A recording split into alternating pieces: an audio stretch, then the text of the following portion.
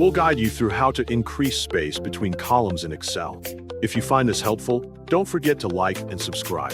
People search for this tutorial because adjusting column spacing in Microsoft Excel is essential for improving data readability and presentation. When columns are too narrow or too wide, information can look messy or unclear.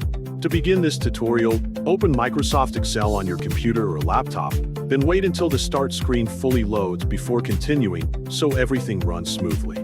Once it is ready, open a new workbook or choose an existing file that already contains data.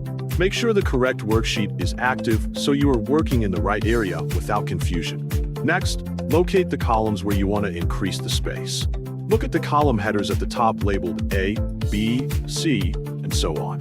Move your cursor to the boundary line between two column headers until the cursor changes into a double arrow icon. Click and hold the boundary line, then drag it to the right to increase the column width. Release the mouse when you reach the desired size, and observe that the column space has increased clearly.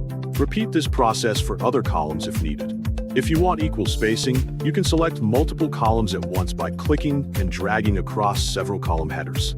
After selecting them, move your cursor to any boundary within the selected area, then click and drag to resize all selected columns simultaneously.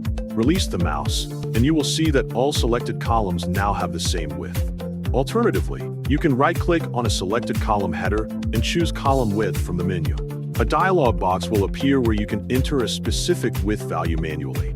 Click OK to apply the custom size, and observe how the column adjusts precisely.